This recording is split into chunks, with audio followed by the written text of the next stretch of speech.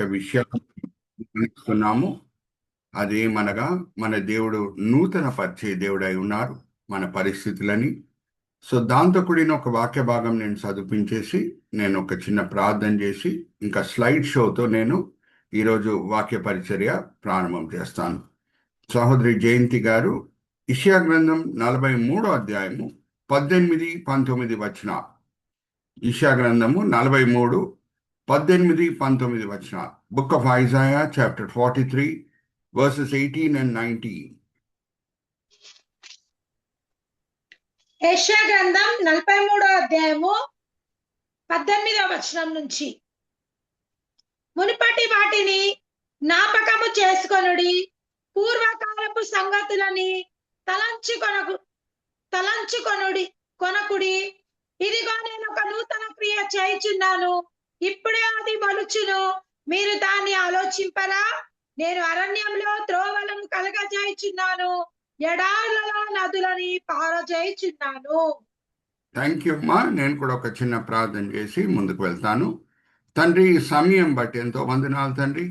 ఈ Zoom meeting ఏర్పరిచిన సహోదరి దెబోరా గారి దర్శనం బట్టి, ఆమె భారం బట్టి ఎంతో వందనాలు.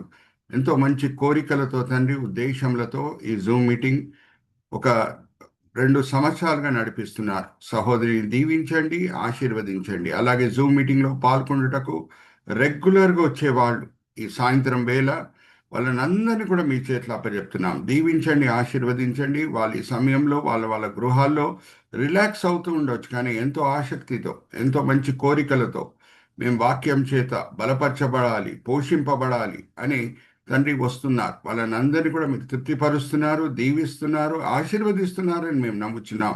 ఎంతో చక్కగా టెక్నికల్ కోఆర్డినేషన్ చేసే బ్రదర్ రాజ్ కుమార్ గారిని మీ చేతిలో అప్పచెప్తున్నాం. దీవించండి, ఆశీర్వదించండి. సహోదరి జయంతి ఎంతో ఆసక్తితో వాక్యం చదివి వినిపిస్తూనే ఉంటారు. సహోదరిని దీవించండి, ఆశీర్వదించండి. ఈ దినము జూమ్ మీటింగ్ని మేము పరిపూర్ణంగా మీ చేతిలో సమర్పిస్తున్నాం.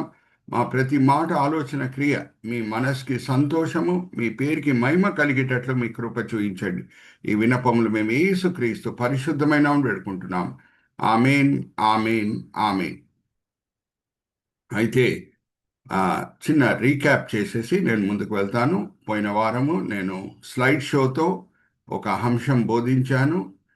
మన దేవుళ్ళో ఉన్న అనేక మంచి గుణంలో ఒక మంచి గుణం ఏమనగా ఆయన నూతన పరిచే దేవుడు. నేను ఎప్పుడు మీతో ఒక సత్యం పంచుకొని ముందుకు సాగుతూ ఉంటాను. దేవుడు మనకు అప్పచెప్పిన అన్నిటికంటే ముఖ్యమైన పరిచర్య ఏంటి అని మనం ప్రశ్న వేసుకుంటే దానికి జవాబు ఏమనగా దేవుని సన్నిధిలో ఆనందిస్తూ ఆయనను ఆరాధించుటయే. నేను చిన్న చరిత్ర, క్రైస్తవ చరిత్ర మీతో పంచుకొని ముందుకు వెళ్తున్నాను.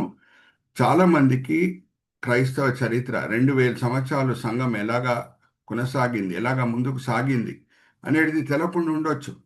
నేను కూడా కొత్తగా రక్షణ పొందినప్పుడు కొన్ని సంవత్సరాలు సంఘం ఎలాగా ముందుకు సాగింది, అపోస్తల కార్యం 28వ అధ్యాయం తర్వాత ఏం సంఘటనలు జరిగినాయి అనేది నాకు కూడా అవగాహన లేదు. దాని తర్వాత క్రిస్టియన్ హిస్టరీతో కూడిన, క్రైస్తవ చరిత్రతో కూడిన పుస్తకాలు నేను చదివాను. అయితే ఒక ప్రాముఖ్యమైన సంఘటన బ్రిటిష్ దేశంలో జరిగింది. అదేంటంటే ఒక గొప్ప ఉజ్జీవము ఒక 500 సంవత్సరాల క్రితం బ్రిటిష్ దేశంలో కలిగింది. అప్పుడు అక్కడ ఉన్న నాయకులు, అధికారులు ఏం గమనించారు అని అంటే తాగుబోతులు మారు మనసు పొందుట, దొంగలు మారు మనసు పొందుట, ఇంకా వ్యభిచారకులు కంప్లీట్గా మారిపోవుట, ఇదంతా కూడా వాళ్ళు చూశారు. అప్పుడు క్రైస్తవ నాయకులను వాళ్ళు పిలిపించి వాళ్ళు చెప్పింది ఏంటంటే, మా చట్టాల వలన ఇటువంటి మార్పులు మేము తీసుకురావడానికి కుదరలేదు. మీరు ఏం చేశారు? క్రైస్తవత్వం గురించి మేము ఇంకా ఎక్కువగా తెలుసుకోవాలి, అందరు కూడా అర్థం చేసుకునేటట్లు మీరు ఒక పుస్తకం ఇవ్వండి మాకు అని వాళ్ళు అడిగారు. అప్పుడు Raj Kumar garu, if it is possible you can display that book, Westminster catechism అనే ఒక పుస్తకము అప్పుడున్న క్రైస్తవ నాయకులు రాశారు. ఆ పుస్తకం పేరు వెస్ట్ మినిస్టర్ క్యాటెసిజం. దాంట్లో క్రైస్తవత్వం గురించి అన్నీ రాయబడి ఉంది in question and answer format, ప్రశ్నలు జవాబులు. అప్పుడు అందరికీ కూడా సులభంగా అది అర్థమవుతుంది అని. సో మీరు ఇప్పుడు కూడా వెస్ట్ మినిస్టర్ క్యాటెసిజం చదివితే మొదటి ప్రశ్న ఏంటంటే, దేవుడు ఎందుకు మనల్ని సృష్టించాడు? దానికి జవాబు ఏమనగా దేవుడు ఎందుకు మనల్ని సృష్టించాడు, ఇది మన ప్రాముఖ్యమైన గురి అయి ఉండాలి. దానికి జవాబు ఏమనగా దేవుని సన్నిధిలో మనం ఆనందిస్తూ ఆయనను ఆరాధించాలి. నేను మిమ్మల్ని ఒక ప్రశ్న అడుగుతానండి. ఆదామవ్వ పాపంలో పడిపోకుండా ఉంటే మనం వాళ్ళ సంతానం దేవుని సన్నిధిలో ఆనందిస్తూ మనం ఆరాధించే వాళ్ళం. ఏమన్నా ఈవెన్ సువార్త బోధించే అవసరత పడేదా? ఆదామవ్వ పాపంలో పడకుండా ఉంటే అడుగుతున్నాం మిమ్మల్ని. అన్మ్యూట్ చేసుకొని జవాబు ఇవ్వండి అమ్మా. నో అయ్య గారు, నో. లేదు. మన No. సమయం కూడా దేవుని సన్నిధిలో ఆనందిస్తూ మనము ఆయనను ఆరాధించే వాళ్ళం. ఇంకా ఈ ప్రశ్న కూడా నేను మిమ్మల్ని అడుగుతున్నాను. పరలోకం చేరిన తర్వాత అక్కడ ఏమన్నా సువార్త బోధ చేసే పరిచర్య ఉంటుందా? స్వస్థత పరిచే పరిచర్య ఉంటుందా? అడుగుతున్నా. పరలోకం No. చేరిన తర్వాత ఉండదు. మన సమయం అంతా కూడా దేవుని సన్నిధిలో ఆనందిస్తూ ఆయనను ఆరాధిస్తాం. ఆరాధనలో ఉన్న శ్రేష్టత ఏంటంటే అది పరిపూర్ణమైన పరిచర్య, అది నిత్యమైన పరిచర్య.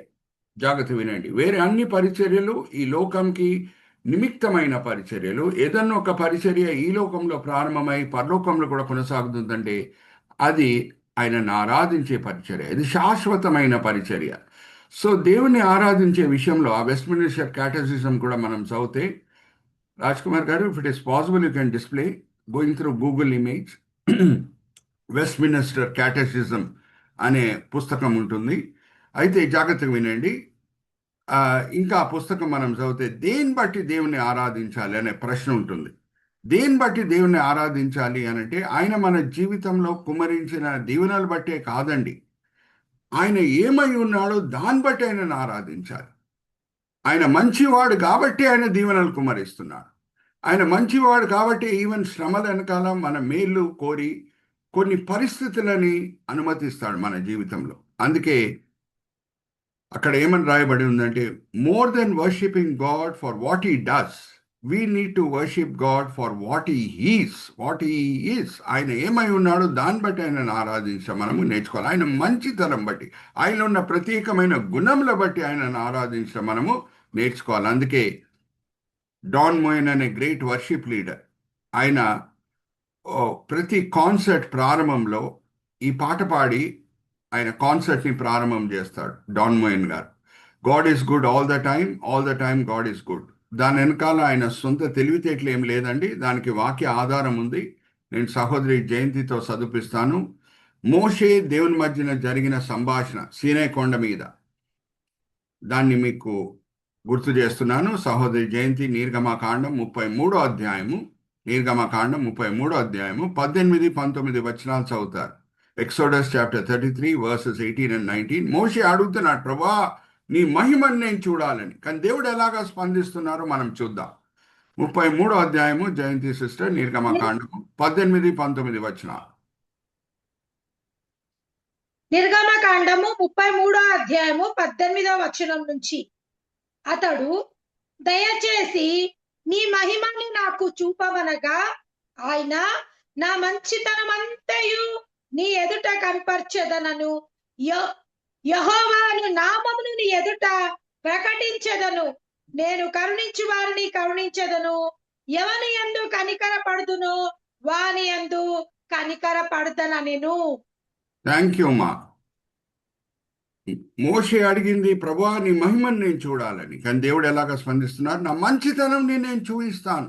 ఎందుకంటే జాగ్రత్తగా వినండి, ఎవరెవరు దేవుని మహిమను చూస్తారో, ఆయన శక్తిని చూస్తారో, బహుశా వాళ్ళు కొన్ని దినముల తర్వాత శ్రమలు వాళ్ళ జీవితంలో ఏమన్నా వస్తే బహుశా తప్పుదారిలో వెళ్ళిపోవడానికి ఆస్కారం ఉంది. కానీ ఎవరు నా దేవుడు మంచివాడు అనే సత్యం మీద వాళ్ళ క్రైస్తవ జీవితంని కట్టుకుంటారో వాళ్ళ జీవితంలో కష్టాలు నష్టాలు రానియండి, వాళ్ళు నిలకడగా ఉంటారు. హల్లెలూయా, ప్రైజ్ ద లార్డ్.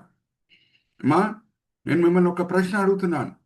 ఇజ్రాయేలీలు ఏ తరము మోషే నాయకత్వం కింద ఐగుప్తు దాసత్వం నుంచి విమోచించబడిందో, ఏ తరం విమోచించబడిందో ఎంత చక్కగా చూపిస్తున్నారు చూడండి. వెస్ట్మినిస్టర్ క్యాటెసిజం అనే పుస్తకము. బ్రదర్ రాజ్ కుమార్ గారు, థ్యాంక్ యూ సో మచ్. కొంచెం ఎన్లార్జ్ చేసి కూడా చూపించండి బ్రదర్. సో ఈ పుస్తకం చాలా ప్రాముఖ్యమైన పుస్తకం క్రైస్తవ చరిత్రలో. ఓకే, సో ఇప్పుడు మరి నేను మెయిన్ పాయింట్కి వస్తున్నాను. మెయిన్ పాయింట్ ఏంటంటే ఐగుప్తు దాసత్వం నుంచి విమోచించబడిన తరం. నేను మిమ్మల్ని ఒక ప్రశ్న అడుగుతున్నాను. దేవుని శక్తిని వాళ్ళు గమనించలేదా? దేవుని అద్భుతాలు చేసే గుణం వాళ్ళు చూడలేదా? ఎర్ర సముద్రం పాయలవుట వాళ్ళు చూడలేదా? దేవుడు గొప్ప గొప్ప అద్భుతాలు ఐగుప్తులో చేసింది వాళ్ళు చూడలేదా? చీకటి కమ్ముతున్నది ఐగుప్తు అంతా కూడా, కానీ ఇజ్రాయేలీలు ఎక్కడ ఉంటున్నారో గోషేన్ అనే ప్రాంతం, అక్కడ వెలుగు ఉంది. అలాగే పెద్ద వడగండలు వచ్చినప్పుడు ఐగుప్తులంతా కూడా వ్యవసాయము నాశనం అయిపోతున్నది, కానీ గోషేన్ అనే ప్రాంతం ఎక్కడ ఇజ్రాయేలీలు ఉన్నారో అక్కడ వడగండలు ప్రభావం ఏమి కూడా కనిపించట్లేదు. నేను మిమ్మల్ని ఒక ప్రశ్న అడుగుతున్నాను. దేవుని మహిమని ఆ తరం చూసిందా లేదా? చెప్పండి. ఐగుప్తు దాసత్వం విమోచించబడిన తరము చూసింది, కానీ వాళ్ళలో ఎంతమంది కానాన్ దేశం వెళ్ళారు? ఆ తరంలో ఉన్న వాళ్ళలో ఎంతమంది కానాన్ దేశంకి వెళ్ళారు? ఇద్దరే పాస్టర్ గారు. ఇద్దరే, కాలేబు యెహోషువ. వాళ్ళు దేవుని మహిమను చూసి వాళ్ళ విశ్వాసంని కట్టుకోలేదు. దేవుడు మంచివాడనే సత్యం మీద వాళ్ళు కట్టుకున్నారు. Hallelujah, praise the lord. Are you all understanding? జాగ్రత్త వినండి. దేవుని మహిమను చూసి కూడా కష్టాలు వచ్చినప్పుడు తప్పుదారిలో వెళ్ళడానికి ఆస్కారం ఉంది, విశ్వాసంని పోగొట్టుకునే ఆస్కారం ఉంది. కానీ ఎవరు దేవుడు మంచివాడనే సత్యంని నమ్మి ముందుకు సాగుతాడో ఆయన జీవితంలో ఏ కష్టమన్నా నష్టమన్నా రానియండి, ఆయన నిలకడగా ఉంటాడు. ఎంత చక్కగా చూపిస్తున్నారు చూడండి brother Raj Kumar garu, Westminster catechism. So it's a wonderful book. Full క్రైస్తవత్వం గురించి క్వశ్చన్ అండ్ ఆన్సర్ ఫార్మాట్లో అన్ని వివరాలు దాంట్లో మనకు దొరుకుతాయి. ఓకే, సో ఇప్పుడు నేను ఒక భక్తుని గురించి చెప్తున్నాను. ఆయన నానా కష్టాల ద్వారా ప్రయాణమై వెళ్తున్నాడు. ఆయన ఆస్తిని పోగొట్టుకున్నాడు, ఆయన ఆరోగ్యంని పోగొట్టుకున్నాడు. ఆయన భార్య కూడా వచ్చి ఏమని అంటుందంటే, నువ్వు దేవుని శపించి చనిపో అని అంటుంది. ఎవరి గురించి మాట్లాడుతున్నానమ్మా నేను? అన్మ్యూట్ చేసుకొని చెప్పండి. ఎవరి గురించి మాట్లాడుతున్నాను? యోబు. యోబు అటువంటి పరిస్థితి. Very good, right answer sister Jayanthi garu. ఆ పరిస్థితిలో యోబు పలికిన జవాబేంటి? యోబు తీసుకున్న స్టాండ్ ఏంటి? ఒకసారి 23వ అధ్యాయం యోబు గ్రంథం 10వ వచనం చదువుదాం. ఆయన ఆస్తిని పోగొట్టుకున్నాడు, ఆయన పిల్లలను పోగొట్టుకున్నాడు, ఆయన ఆరోగ్యంని పోగొట్టుకుంటున్నాడు, భార్య వచ్చి దేవుని శపించి చనిపో అని చెప్తున్నది. అటువంటి పరిస్థితిలో కూడా యోబు చెప్పిన మాటలు ఏంటి? 23వ అధ్యాయం 10వ వచనం చదవమ్మా. యోబు గ్రంథం 23:10. యోబు గ్రంథం 23వ అధ్యాయము 10వ వచనం. నేను నడుచు మార్గంలో ఆయనకు తెలియను, ఆయన నన్ను శోధించిన తర్వాత నేను సువర్ణం వలె కనబడుదును. నా దేవుడు మంచివాడు, చూచుచున్న దేవుడు. ఏ కష్టాల ద్వారా నేను ప్రయాణమై వెళ్తున్నానో ఆయనకి తెలుసు. ఈ కష్టాలను అనుమతించాలంటే నా మేలు కొరకే, ఎందుకంటే ఈ కష్టాల ద్వారా నేను ప్రయాణమై వెళ్ళిన తర్వాత మెరిచే బంగారం వలె నేనే ఉంటాను అని అంటున్నాడు. హల్లెలూయా, ప్రైజ్ ద లార్డ్. అమ్మా మరీ చెప్తున్నాను, నేను మెయిన్ టాపిక్ ఇంకా రాలేదు. క్రైస్తవ జీవితం పునాది ఏంటో మనం చూసుకోవాలి. ప్రతిసారి నేను ఇది గుర్తు చేస్తూ ఉంటాను. మనకి దేవుడు అప్పజెప్పిన అన్నిటికంటే ప్రాముఖ్యమైన పరిచర్య ఏంటి? ఆయనను ఆరాధించే పరిచర్య.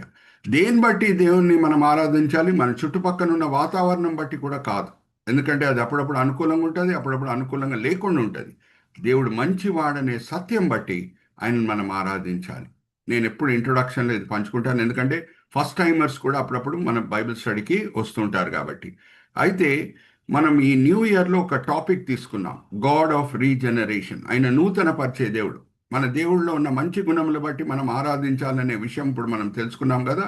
దేవుళ్ళు అనేక మంచి గుణములు ఉన్నాయి. ఒక మంచి గుణం ఏంటంటే ఆయన నూతన పరిచే దేవుడై ఉన్నాడు. మన పరిస్థితులని కంప్లీట్గా మార్చే దేవుడై ఉన్నాడు. మన పరిస్థితి ఎండిపోయిన ఎముకల వలె ఉన్నా సరే దాన్ని పరిపూర్ణంగా మార్చే దేవుడై ఉన్నాడు. సో ఇప్పటి వరకు నేను బ్రదర్ రాజ్ కుమార్ గారు, you can point A cursor. ఒక వ్యక్తి జీవితంలో మార్పులు ఎలాగ దేవుడు తీసుకొని రాగలుగుతాడు, ఇండివిజువల్ అని మనం చూసాం. We went by micro, meso, macro approach. Micro అంటే చిన్నది, మెసో అంటే దానికంటే పెద్దది, మ్యాక్రో అంటే అన్నిటికంటే పెద్దది. ఇక్కడ చూడండి ఎంత చక్కగా వెంటనే రాజ్ కుమార్ గారు మనకి ఏ స్లైడ్ చూపించాలో అది చూపిస్తున్నారు. బ్రదర్, మైక్రో మీద ఒకసారి కర్సర్ పెట్టండి. మైక్రో అంటే చిన్నది. ఒక వ్యక్తి జీవితంలో దేవుడు కంప్లీట్ మార్పు తీసుకురాగలుగుతాడు. ఆయన పరిస్థితి, ఆయన ఆరోగ్యం అన్నా, ఆయన ఆస్తి అన్నా, ఏదన్నా ఎండిపోయిన ఎముకలు అయి ఉన్నా సరే, పరిస్థితి ఎండిపోయిన ఎముకలు వలె ఉన్నా సరే, దాన్ని నూతనపరచగలుగుతాడు. ఇండివిజువల్ తర్వాత కొంచెం పెద్దది ఫ్యామిలీ. ఇండివిజువల్ విషయంలో మనం చూసింది యోబు జీవితం. ఫ్యామిలీ విషయంలో మనం చూసింది సారా, ఇంకా అబ్రహాం. ఆ కుటుంబం, భార్యాభర్తలు, ఇంకా వాళ్ళ పిల్లలు పుట్టే విషయంలో వాళ్ళ శరీరాలు చనిపోయినాయి, అయినా సరే దేవుడు దీవించాడు. ఈసాక్ని వాళ్ళకి వృద్ధాపంలో ఇచ్చాడు. So first is individual, second is familial, దాని తర్వాత మనం నేషనల్కి వచ్చాం. ఇజ్రాయెల్ దేశంని దేవుడు ఎలాగ నూతనపరచగలిగాడో మనం చూసాం. వాళ్ళు బాబిలోన్ చెరలో ఉన్నప్పుడు మా పరిస్థితి చాలా భయంకరంగా ఉంది, మాకు నిరీక్షణ లేదు అని అనుకునే సమయంలో వాళ్ళని తిరిగి బాబిలోన్ చెర నుంచి యెరూషలేంకి తీసుకొని వచ్చాడు. అయితే ఈరోజు మరి ఇజ్రాయెల్ దేశం గురించి మనం ధ్యానిస్తూ, ఇజ్రాయేలీలు మొదటిసారి వాళ్ళ స్వతంత్రంని పోగొట్టుకుండుట, చెరకి వెళ్ళిపోవుట, అదంతా కూడా చరిత్రలో మనము 2వ దినవృత్తాంతం 36వ అధ్యాయంలో చదువుకోవచ్చు. మరి చెప్తున్నాను, 2వ దినవృత్తాంతం 36వ అధ్యాయంలో మనం చదువుకోవచ్చు. ఏమనంటే ఇజ్రాయేలీలు చెరకి వెళ్ళిపోవుట, వాళ్ళ వాగ్దాన దేశంని పోగొట్టుకుండుట, దేవుని చేత శిక్షింపబడుట. ఎందుకంటే వాళ్ళు ఆ తరం అంతా కూడా భయంకరమైన విగ్రహారాధన చేసింది. కానీ బాబిలోన్ చెరలో వాళ్ళు మారు మనసు పొందుతున్నారు, నిజమైన దేవుణ్ణి వరి ఎతికారు. అప్పుడు దేవుడు మరి తిరిగి వాళ్ళని వాగ్దాన దేశంకి తీసుకొని వచ్చాడు. అదంతా కూడా మనం పోయిన వారము చూసాం. ఎజ్రా గ్రంథం 1వ అధ్యాయం 1-3 వచనాలు మనం చదివితే, కోరేష్ రాజు, బాబిలోన్ రాజు బెల్షజార్ని ఓడగొట్టిన తర్వాత, చంపి వేసేసిన తర్వాత, లోకంకి ఆయన రాజు అయిపోయిన తర్వాత కోరేష్ రాజు ఇజ్రాయేలీలకి పర్మిషన్ ఇస్తున్నాడు, తిరిగి మీరు యెరూషలేంకి వెళ్ళిపోండి, నేను ఆజ్ఞాపిస్తున్నాను, మీరు యెరూషలేంకి వెళ్ళిపోండి, తిరిగి మీ ఆలయంని కట్టుకోండి అని. సో అది నూతన పరచుట ఇజ్రాయెల్ దేశంని. మరి ఇజ్రాయేలీలు తిరిగి వచ్చారు. నేను మిమ్మల్ని ఒక ప్రశ్న అడుగుతున్నానండి.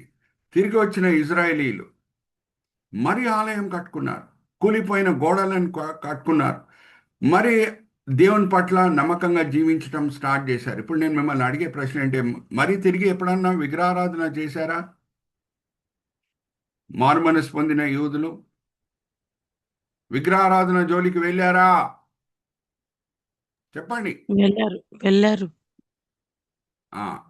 ఎప్పుడు అనేది మనం చూసి ఇప్పుడు ఆ అంశం మనం చూద్దాం. చాలా వరకు వాళ్ళు విగ్రహారాధన చేయలేదు, కానీ యేసుక్రీస్తు ప్రభువారి పరిచర్య సమయంలో విగ్రహారాధన కంటే భయంకరమైన పాపంలో వాళ్ళు చిక్కుకోవటం మనం చూస్తున్నాం. యేసుక్రీస్తు ప్రభువారు అప్పుడు ఆ తరంలో ఉన్న యూదుల నాయకులని ఓ విగ్రహారాధికులారా అని ఎప్పుడు తిట్టలేదు, వేషధారులారా అని తిట్టాడు. హల్లెలూయా, ప్రైజ్ ది లార్డ్. మీరు సున్నం కొట్టిన సమాధుల వలె ఉన్నారు. అంటే చూచుటకు అన్ని బాగానే ఉంది బయట నుంచి, కానీ నిజమైన శ్రద్ధ లేదు దేవుణ్ణి ఆరాధించే విషయంలో, నిజమైన ప్రేమ లేదు దేవుణ్ణి ఆరాధించే విషయంలో. మరి మిమ్మల్ని అడుగుతున్నాను, యేసుక్రీస్తు ప్రభువారు ఆయన తరంలో ఉన్న యూదులని విగ్రహారాధికులారా అని తిట్టాడా, వేషధారులని తిట్టాడా? చెప్పండి, అన్మ్యూట్ చేసుకొని చెప్పండి. వేషధారులారా వేషధారులారా అని తిట్టాడు, కానీ విగ్రహారాధికులారా అని తిట్టలేదు. సో జాగ్రత్తగా వినండి, వేషధారణ విగ్రహారాధన కంటే భయంకరమైన పాపం. అయితే 70 ADలో జాగ్రత్తగా వినండి, కొంచెం మంది యూదులు మారుమనసు పొందారు. పెంతెకోస్తు దినంన 3000 మంది రక్షణ పొందుతున్నారు. కొంచెం మంది యూదులు మారుమనసు పొందారు, నిజమే. కానీ చాలా వరకు యూదులు మనసుని కఠోరపరుచుకొని ఆ వేషధారణలనే ఉండిపోయి సువార్తను అంగీకరించలేదు. మాకు రక్షకుడు అవసరం లేదు, మా ధర్మశాస్త్రము ఆచారాల ప్రకారంగా మేము దేవుణ్ణి సంతోషపరుస్తాం అని వాళ్ళ మనస్సుని కఠోరపరుచుకున్నారు. ఇంకా అపోస్తులు సువార్త బోధిస్తుండగా వాళ్ళని నానా హింసలు పెట్టారు, చెరలో వేశారు, కొంచెం స్టెఫెన్ లాంటి వాళ్ళని చంపి వేసేశారు. సో 70 ADలో దేవుని ఉగ్రత మరి ఇజ్రాయెల్ దేశం మీద వచ్చింది. జాగ్రత్తగా వినండి, ఎప్పుడు వచ్చింది? 70 ADలో. అప్పుడు దేవుడు బాబిలోన్ రాజ్యంని వాడాడు వాళ్ళని చెరకి తీసుకొని వెళ్ళుటకు. 70 ADలో రోమా రాజ్యం వచ్చి కంప్లీట్గా, రోమా సైనికులు వచ్చి కంప్లీట్గా యెరూషలేంని తగలబెట్టారు, ఆలయంని కూలగొట్టారు, ఆలయంని కూడా తగలబెట్టారు, గోడలను కూలగొట్టేశారు. ఇంకా రోమా సైన్యము ఇజ్రాయేలీనని చెదరగొట్టేసింది, ప్రపంచం అంతా కూడా చెదరగొట్టేసింది. మొదటిసారి చెరకు వెళ్ళినప్పుడు ఓన్లీ బాబిలోన్కే వెళ్ళారు, కానీ రెండోసారి వాళ్ళు వాగ్దాన దేశంని పోగొట్టుకున్నప్పుడు ప్రపంచం అంతా కూడా చెదరగొట్టబడారు. సో ఇప్పుడు జాగ్రత్తగా వినండి, దేవుడు నిబంధన చేసే దేవుడై ఉన్నాడు. నిబంధన అంటే ఇద్దరి మధ్యన జరుగుతుంది, హయ్యర్ పార్టీ లోవర్ పార్టీ మధ్యన జరుగుతుంది. జాగ్రత్త వినండి, నిబంధనకి అలాగే ఒప్పందం మధ్యన ఉన్న వ్యత్యాసం ప్రతి క్రైస్తవునికి తెలిసి ఉండాలి. ఎందుకంటే బైబిల్ అనగానే 2 భాగములు చాలామంది క్రైస్తవులకి తెలుసు. బైబిల్లో 2 భాగములు ఏంటి చెప్పండి, అన్మ్యూట్ చేసుకొని చెప్పండి, ఓటి అండి అంటే తెలుగులో చెప్పండి. పాత నిబంధన గ్రంథం మరియు నూతన నిబంధన. కరెక్ట్, 2 భాగములు ఉన్నాయని అందరికీ తెలుసు, పాత నిబంధన, కొత్త నిబంధన. సో నిబంధనం అనే మాటకి అర్థం ఏంటి? ఒక్కసారి నేను ద్వితోపదేశ కాండము, ఇది రిలేటెడ్ సబ్జెక్ట్ కాబట్టి మీ ముందు ఈ అంశం తీసుకొని వస్తున్నాను. కొంచెం లోతులో మనం వెళ్ళాలి. రేపు ఈ బైబిల్ స్టడీలో పాల్గొనే ప్రతి వ్యక్తిని దేవుడు ఉపదేశకుడుగా, ఉపదేశకురాలుగా వాడుకోబోతున్నాడు. ఆమేన్ చెప్పండి మీరు ఎక్కడ ఉన్నారు.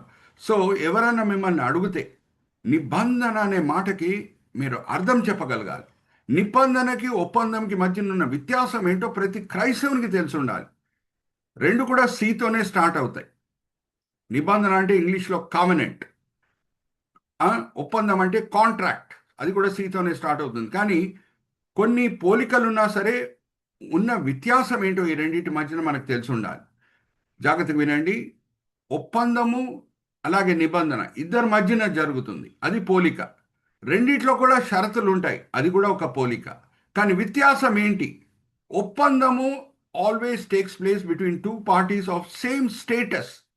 సమాజంలో ఒకే స్థాయి కలిగి ఉన్న వాళ్ళ మధ్యన ఒప్పందం కలుగుతుంది. నా దగ్గర సైట్ ఉంది, నా బిల్డర్ గారి దగ్గర దాన్ని డెవలప్ చేసే నైపుణ్యం ఉంది, మా ఇద్దరి మధ్యన నిబంధన కలగదు కానీ ఒప్పందం జరుగుతుంది. కానీ నిబంధన అనేది హయ్యర్ పార్టీ లోవర్ పార్టీ మధ్యన జరిగేది.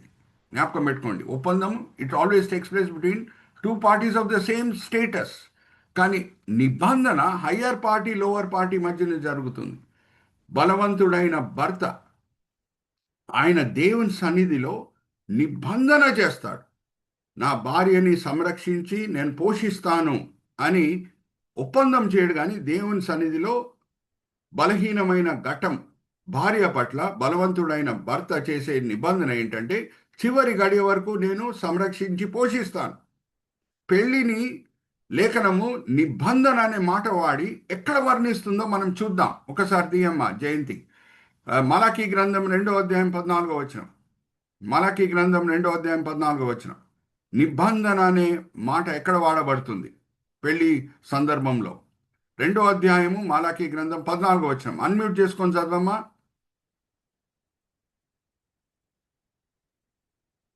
అన్మ్యూట్ చేసుకొని చదవమ్మా. మలాకీ గ్రంథం 2వ అధ్యాయం 14వ వచనం. మలాకీ గ్రంథం 2వ అధ్యాయము 18వ వచనం.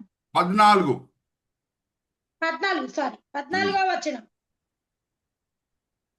కాబట్టి అది ఎందుకనగా మీరడగగా యవ్వన కాలమందు నీవు పెండ్లు చేసుకొని అన్యాయముగా విసర్జించిన నీ భార్య పక్షమున యెహోవా సాక్షి ఆయను. అది నీకు తోటిదై నీవు చేసిన నిబంధనకు పాత్రురాలు కదా, నీ పెళ్లి భార్య కదా. జాగ్రత్తగా వినండి, అక్కడ వాడబడిన పదం ఏంటి? ఒప్పందమా నిబంధననా? నిబంధన. హల్లెలూయా, ప్రైజ్ ద లార్డ్. సో ఒప్పందము నిబంధన మధ్యన ఉన్న వ్యత్యాసం మనకు తెలిసి ఉండాలి. ఒక వ్యత్యాసం ఏంటంటే it is always between higher party and lower party. రెండోది ఏంటంటే లోవర్ పార్టీ అప్పుడప్పుడు షరతులు మీరినా సరే higher party continues to be faithful. Hallelujah, praise the lord. అది నిబంధనలు ఉన్న శ్రేష్టత.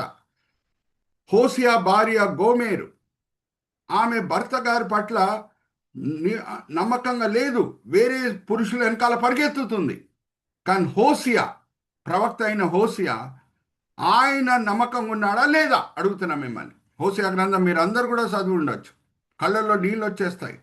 హోసియా భార్య అయిన గోమేరు వేరే పురుషుల వెనకాల పరిగెత్తినప్పుడు హోసియా మాత్రం భర్త అయి ఉండి ఆయన నమ్మకంగా ఉన్నాడా లేదా?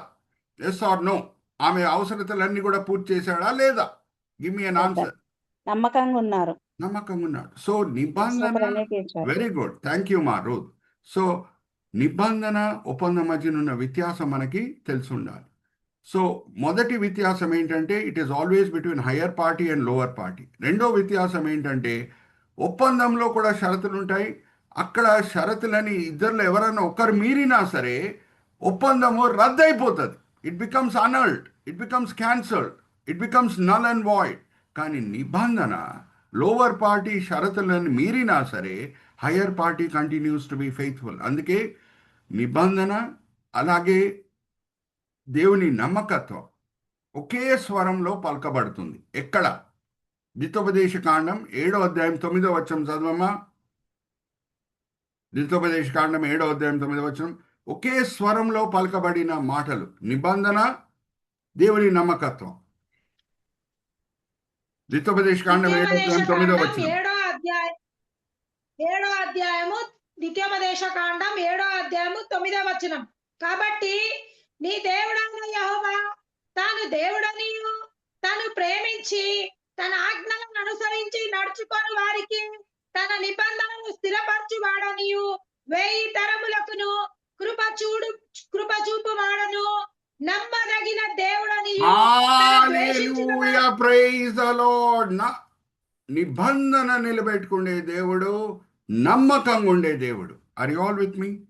సో 70 ADలో ఇజ్రాయేలీలు చెదరగొట్టబడారు, కానీ నిబంధన నిలబెట్టుకునే దేవుడు, జాగ్రత్తగా వినండి, నమ్మకంగా ఉన్న దేవుడు వాళ్ళని బాబిలోన్ చెర నుంచి ఎలాగ తీసుకొని వచ్చాడో రెండోసారి తీసుకురాలేడా అడుగుతున్నా మిమ్మల్ని. అన్మ్యూట్ చేసుకొని చెప్పండి. బాబిలోన్ చెర నుంచి నమ్మదగిన దేవుడు ఇజ్రాయెల్ ప్రజలని వాగ్దాన దేశంకి మొదటిసారి ఎలాగ తీసుకొని వచ్చాడో రెండోసారి కూడా తీసుకురాలేడా? తీసుకొస్తారు బ్రదర్. తీసుకొస్తాడు. హల్లెలూయా, ప్రైజ్ ద లార్డ్. ఇప్పుడు దాంతో కూడిన వాక్య భాగం మనం చూద్దాం. మరి దేవుడు ఎలాగ నూతన పరుస్తున్నాడు ఇజ్రాయెల్ దేశంని, దాని వెనకాల ఉన్న వేరే మర్మాలు ఏంటో ఈరోజు మనం అర్థం చేసుకుందాం. మా ఒకసారి చదవమ్మా 11వ అధ్యాయం 11వ వచనం, ఇషయా గ్రంథం 11వ అధ్యాయం 11వ వచనం. ఇక్కడ చూడండి, దేవుడు ఏమంటున్నారు? అప్పుడైతే ఓన్లీ బాబిలోన్ చెర నుంచి తీసుకొని వచ్చాడు, కానీ రెండో మారు ఏం చేస్తున్నాడు? ప్రపంచంలో చెదిరిపోయిన యూదులందరినీ కూడా మరి తీసుకొని వస్తాను రెండో మారు అని అంటున్నాడు. యెషయా గ్రంథం 11వ అధ్యాయం 11వ వచనం. యెషయా గ్రంథం 11వ అధ్యాయము 11వ వచనం. ఆ దినమున శేషించిన తన జనుల శేషమును అషూరులో నుండి, ఐగుప్తులో నుండి, పత్రోసులో నుండి, కూషులో నుండి, ఎలాములో నుండి, షినారులో నుండి, హమాతులో నుండి, సముద్ర ద్వీపముల నుండి విడిపించి రప్పించుటకు యెహోవా రెండోమారు తన చెయ్యిని చాచును. హల్లెలూయా. అమ్మ రూత్ కొంచెం అన్మ్యూట్ చేసుకోమా, రీసౌండ్ వస్తుంది. రూత్ గారు కొంచెం అన్మ్యూట్ చేసుకో. రెండో మారు చేయి చాపును. హల్లెలూయా, ప్రైజ్ ద లార్డ్. మొదటిసారి ఎప్పుడు చేయి చాపాడు? బాబిలోన్ చెర నుంచి తీసుకొని వచ్చినప్పుడు. రెండో మారు వాళ్ళు లోకమంతా కూడా చెదిరిపోయి ఉన్నా సరే మరి నేను తీసుకొని వస్తాను. అమ్మా, నేను మిమ్మల్ని ఒక ప్రశ్న అడుగుతాను. బ్రదర్ ఈ స్లైడ్ని కూడా ఎన్లార్జ్ చేస్తారు, అక్కడ షిప్ కనిపిస్తుంది చూడండి. మిమ్మల్ని ఒక ప్రశ్న అడుగుతాను, జాగ్రత్తగా వినండి. పాత నిబంధనలో దేవుడు చేసిన గొప్ప కార్యములు మనం చదువుకుంటాం. ఎర్ర సముద్రంని దేవుడు పాయలు చేయుట చదువుకుంటాం. సూర్యుడు హస్తమించకుండా దేవుడు ఆపుట మనం చదువుకుంటాం. కానీ నాలో అన్నా మీలో అన్నా జాగ్రత్త వినండి ఒక ప్రశ్న. దాంతో కూడిన పిక్చర్ ఏమైనా ఉంటే బాగుండునని అనిపిస్తుంది కదమ్మా. కనీసం బ్లాక్ అండ్ వైట్ పిక్చర్ ఉంటే బాగుంటుందని అనిపిస్తుంది కదా. ఇప్పుడు మనం అంతా చూసేది ఆర్ట్ వర్కే, పెయింటింగ్స్, ఎర్ర సముద్రం పాయలవుట, సూర్యుడు అస్తమించకుండా దేవుడు ఆపుట, అన్నీ కూడా మనము పెయింటింగ్స్ చూస్తున్నాం, ఆర్ట్ వర్క్ చూస్తున్నాం. మీ మనసులో, నా మనసులో ఒక ఆశ లేదా? కనీసం బ్లాక్ అండ్ వైట్ పిక్చర్ ఉంటే బాగుండునని చెప్పండి. ఆశ ఉంది బ్రదర్. ఆశ ఉంది. అది మనం కళ్ళారా చూడలేదేమో కానీ ఆ అద్భుతాలని 1947లో ఇషియా గ్రంథం 11 నిర్వేర్పు కళ్ళారా మనం చూడొచ్చు. బ్లాక్ అండ్ వైట్ పిక్చర్ ఉంది. రైట్ సైడ్ బ్రదర్ కర్సర్ పెట్టి చూపిస్తున్నారు. యూదులు ప్రపంచంలో చెదిరిపోయిన వాళ్ళు ఈ షిప్ లో తిరిగి వాగ్దాన దేశంకి వచ్చారు. హల్లెలూయా, ప్రైజ్ ద లార్డ్. ఎక్కడున్నారు? హల్లెలూయా, ప్రైజ్ ద లార్డ్ చెప్పండి. ఎన్లార్జ్ చేసి చూపించండి బ్రదర్ ఈ షిప్ని. ఆ షిప్ పేరు కూడా ఎక్సోడస్, అంటే నిర్గమకాండం. చూడండి ఎంత చక్కగా మన రాజ్ కుమార్ గారు చూపిస్తున్నారు. బ్రదర్ పర్వాలేదు, ఎన్లార్జ్ కాకపోయినా పర్వాలేదు, కర్సర్ పెట్టి చూపించండి. Very good. చూడండి ఈ షిప్లో వచ్చారు. ఎక్కడెక్కడి నుంచి ఆ షిప్ వచ్చింది? నెక్స్ట్ స్లైడ్కి మనం వెళ్దాం. మ్యాప్ చూద్దాం. Next slide brother. ఇక్కడ చూడండి, నేను మార్క్ చేశాను. మీరు కావచ్చు కర్సర్ పెట్టి చూపిస్తున్నారు. చూడండి రాజ్ కుమార్ గారు. మార్సీల్ అంటే అది ఫ్రాన్స్ దేశంలో ఉన్న సముద్రం పక్కన ఉన్న పట్టణం. యుగస్లావియా అనే దేశం, అక్కడ అది it's a country with a huge Coast line. సముద్రం పక్కన ఉన్న దేశం అది యుగస్లావియా. చూడండి అక్కడి నుంచి మరి సిప్రస్ అనే ద్వీపము, ఐలాండ్. ఇక్కడ చూడండి సిప్రస్ మీద కూడా కర్సర్ పెట్టండి. చూడండి కర్సర్ పెట్టి చూస్తున్నారు రాజ్ కుమార్ గారు. అక్కడి నుంచి యూదులు తిరిగి వాగ్దాన దేశంకి వచ్చారు. ఇప్పుడు మనం కళ్ళారా చూస్తున్నాం. నేను ఇజ్రాయెల్ దేశం 2011లో వెళ్ళి వచ్చాను.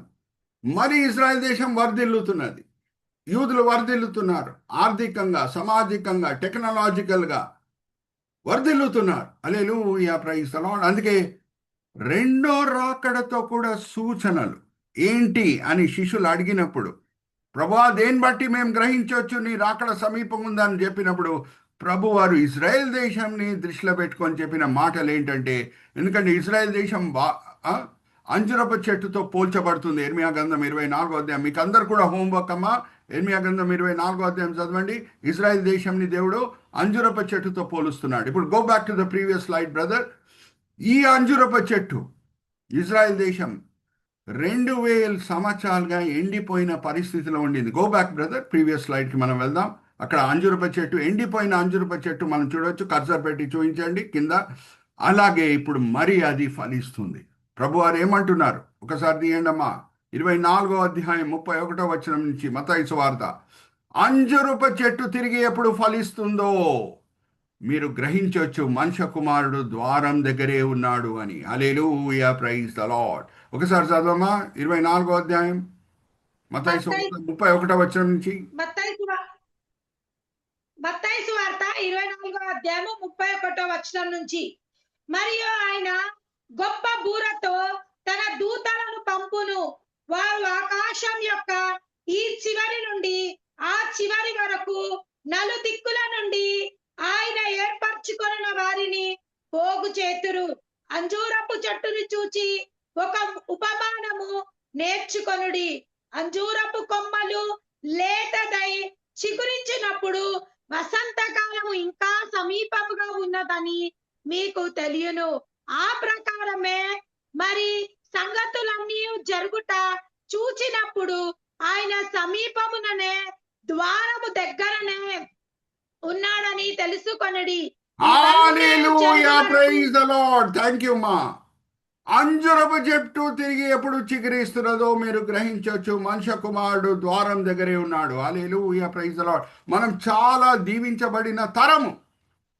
మనకంటే ముందున్న క్రైస్తవులు కూడా ఉన్నారు. 200 సంవత్సరాల క్రితం కూడా క్రైస్తవత్వం ఉండింది. ఆ సమయంలో కూడా చాలా మంచి నమ్మదగిన క్రైస్తవులు ఉన్నారు. విలియం కేరీ లాంటి వాళ్ళు, చార్ల్స్ హ్యాడన్ స్పర్జన్ లాంటి వాళ్ళు కూడా ఉన్నారు. గొప్ప భక్తులు ఉన్నారు.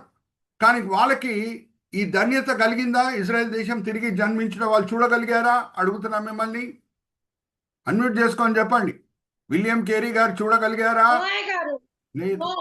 కానీ మన రైట్ ఆన్సర్ జయంతి గారు. మన తరం ఈ అద్భుతంని కల్లారా చూస్తున్నారు. Hallelujah, praise the lord. Black and white picture ఉంది. మరి కర్సర్ పెట్టి చూపించండి బ్రదర్ ఆ షిప్ మీద. Very good. జాగ్రత్త వినండి. ఎండిపోయిన పరిస్థితి, ఎండిపోయిన ఎముకల పరిస్థితి, చెదిరిపోయిన యూదులు తిరిగి వచ్చారు. ఇది ఎవరి వలన వీలవుతుందమ్మా? దేవుని వల్లనే వీలవుతుంది. ఒక దేశంని దేవుడు నూతనపరచగలుగుతాడంటే ఒక క్రైస్తవుడు ఆయన ఆర్థిక పరిస్థితి అన్నా, సామాజిక పరిస్థితి అన్నా, భౌతిక పరిస్థితి అన్నా, ఆత్మిక పరిస్థితి అన్నా దేవుడు నూతనపరచలేడా? నూతనపరుస్తాడు. Hallelujah, praise the lord. Are you all with me? So ఇప్పుడు కొంచెం లోతులో వెళ్తున్నాను. ఏమనంటే మిమ్మల్ని ఒక ప్రశ్న అడిగి ముందుకు వెళ్తాను. ఇది రెండో రాకడకి సూచనగా ఎలాగవుతుంది? మనమైతే ఆరోహణమై వెళ్ళిపోతాం. వెళ్ళిపోయిన తర్వాత ఒక దుష్టుడు వస్తాడు. మీరు ప్రకటన గ్రంథం బైబిల్ స్టడీలో కూడా ఉన్నారు, మరి గుర్తు చేస్తున్నారు. ఆ దుష్టుడు ఈ ప్రపంచంని 7 సంవత్సరాలు పరిపాలిస్తాడు. ఆయన ఎవరు కాదు, క్రీస్తు విరోధి. ఇప్పుడు కొన్ని విషయాలు నేను మీ ముందు తీసుకొని వస్తున్నాను. దానికంటే ముందు నేను ఒక ప్రశ్న అడిగి ముందుకు వెళ్తాను. అదేంటంటే 2000 సంవత్సరములు వాగ్దాన దేశంలో ఇజ్రాయేలీలు లేరు. ఓకే, మరి ఎవరు ఉండాలి, లేకపోతే ఆ భూమి అరణ్యంగా మారిపోతుంది, వారు అడవిగా మారిపోతుంది. సో ఎవరున్నారు 2000 సంవత్సరంలో? వాళ్ళు లేని టైంలో ఎలాగా 70 సంవత్సరాలు ఇజ్రాయేలీలు బాబిలోన్ చెరలో ఉన్నారు. అప్పుడు సమరీయులు ఉండేవారు. అందుకే తిరిగి వచ్చినప్పుడు సమరీయులు నానా ఇబ్బందులు కలిగించారు యూదులకి. తిరిగి వచ్చినప్పుడు బాబిలోన్ చెర నుంచి కష్టమైన పరిస్థితిలో రెండో ఆలయం కట్టబడింది. కష్టమైన పరిస్థితిలో నెహెమ్యా గోడలను కట్టాడు. మరి ఈ 2000 సంవత్సరాలు యూదులు లేనప్పుడు ఎవరున్నారండి? వాళ్ళు లేనప్పుడు మనం అందరం ఇక్కడ నేర్చుకోవడానికే వచ్చి ఉన్నాం. నేను కూడా నేర్చుకుంటున్నాను. మీరు జవాబు ఇవ్వకుండా ఉంటే నిరాశ పడకండి, కానీ ఎవరికైనా తెలిస్తే చెప్పండి. ఎవరున్నారు? వాళ్ళు లేకుండా, ప్రజలు లేకుండా ఉంటే ఒక భూమి అడవిగా మారిపోతుంది, మృగాల సంఖ్య పెరిగిపోతుంది. ఆరాబీలు ఉన్నారు. ఎవరున్నారు? ఆరాబీలు ఉన్నారు. ఇప్పుడు నేను మరి మిమ్మల్ని ఒక ప్రశ్న అడుగుతాను.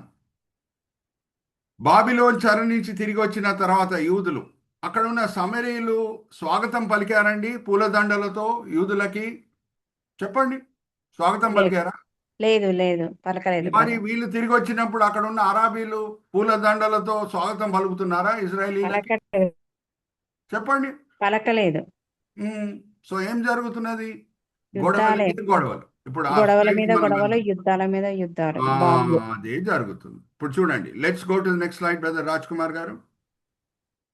Let's go to the next slide. Next slide, next slide. ఇక్కడ చూడండి, అనిమేషన్ చూడండి. యూదుల ఆరాబీల మధ్యన గొడవలే గొడవలు, యుద్ధమే యుద్ధం. వాళ్ళు వీళ్ళ మీద బాంబులు వేస్తున్నారు, వాళ్ళు వీళ్ళ మీద బాంబులు వేస్తున్నారు, వీళ్ళు రాకెట్లు పంపిస్తున్నారు, వీళ్ళు రాకెట్లు పంపిస్తున్నారు. West Asia is in crisis. West Asia is in crisis. యూదుల ఆరాబీల మధ్యన గొడవల గురించి మనం అందరం చూస్తున్నాం. సోషల్ మీడియాలో చూస్తున్నాం, ప్రెస్లో చూస్తున్నాం, టీవీలో చూస్తున్నాం, అన్ని చోట్లలో మనం చూస్తున్నాం. గొడవలే గొడవలు వెస్ట్ ఏషియాలో జరుగుతుంది. సో జాగ్రత్తగా వినండి. మరి నేను ఒక ప్రశ్న అడుగుతాను. ఒక 200 సంవత్సరాల క్రితం టెక్నాలజీ అంత డెవలప్ కాలేదు. ప్రపంచం కోణలో ఏమైనా జరిగితే ప్రపంచంలో ఉన్న వేరే కోణాలు ఉన్న వాళ్ళకి అది తెలిసేది కాదు. ఇప్పుడు టెక్నాలజీ బాగా డెవలప్ అయిపోయింది. శాటిలైట్ టెక్నాలజీ వచ్చేసింది, సోషల్ మీడియా ఉంది. ప్రపంచంలో ఏ కోణలో ఏం జరిగినా సరే ఇంకొక కోణలో తెలిసిపోతుంది ఏం జరుగుతుందో. సో ఒక నాయకుడు, జాగ్రత్త వినండి, వచ్చి యూదులు ఆరాబీల మధ్యన సమాధానం కలిగిస్తే ఇప్పుడు ప్రపంచంలో అందరు కూడా తెలిసిపోతుంది. కాబట్టి ఆయనని లోక నాయకుడుగా ప్రజలు అంగీకరిస్తారా లేదా? అంగీకరిస్తారు. ఆయన సాధిస్తే అంగీకరిస్తారు, సమాధాన పరిస్థితి అంగీకరిస్తారు. ఆయన క్రీస్తు విరోధి. Very good Ruth sister. ఇజ్రాయేలీలు ఆరాబీల మధ్యన గొడవలు జరగటం కూడా రెండో రాకడతో కూడిన సూచన. ఎందుకు? మనం ఆరోహణమై వెళ్ళిపోయిన తర్వాత క్రీస్తు విరోధి వస్తాడు. ఆయన లోక నాయకుడిగా ఎంచబడాలంటే వీళ్ళ మధ్యన తాత్కాలికమైన సమాధానం తీసుకొని వస్తాడు. ఒక నెక్స్ట్ స్లైడ్ మనం చూద్దాం.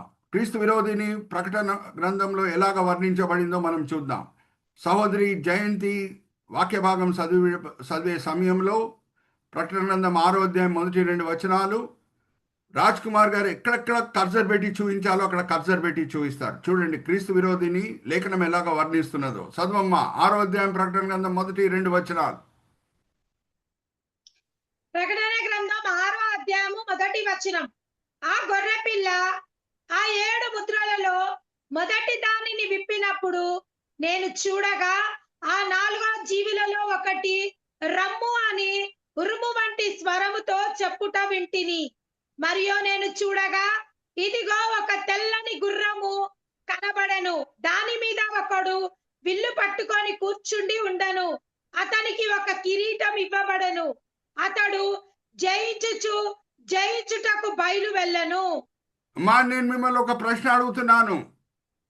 ఆ గుర్రం మీద కూర్చున్న వ్యక్తి, తెల్లని గుర్రం అంటే పవిత్రతకి అది సూచన.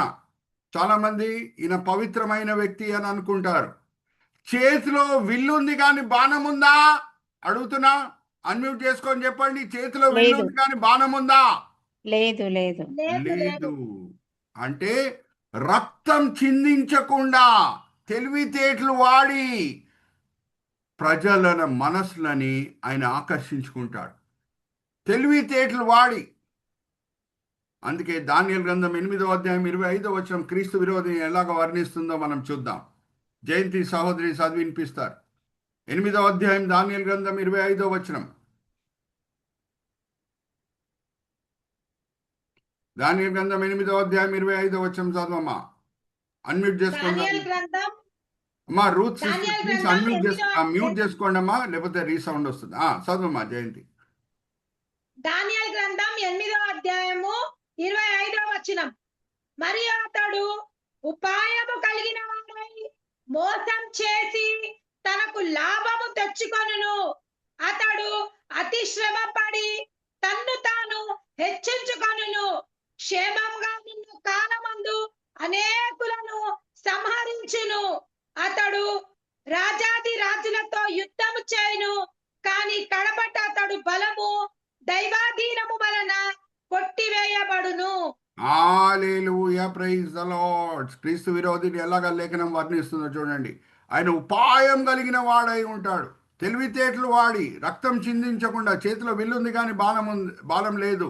యూదుల అరాబీల మధ్యన సమాధానం, ఉక్రెయిన్ రష్యా మధ్యన సమాధానం, భారతదేశం చైనా మధ్యన సమాధానం, భారతదేశం పాకిస్తాన్ మధ్యన సమాధానం, థాయిలాండ్ కంబోడియా మధ్యన సమాధానం తీసుకొని వచ్చి అందరి ముందు ఏమని చెప్తాడంటే, ఎవరు సాధించింది నేను సాధించాను అని అంటాడు. ప్రజలందరూ కూడా తప్పట్లు కొడతారు, ఆయన లోకనాయకుడుగా ఎన్నుకుంటారు.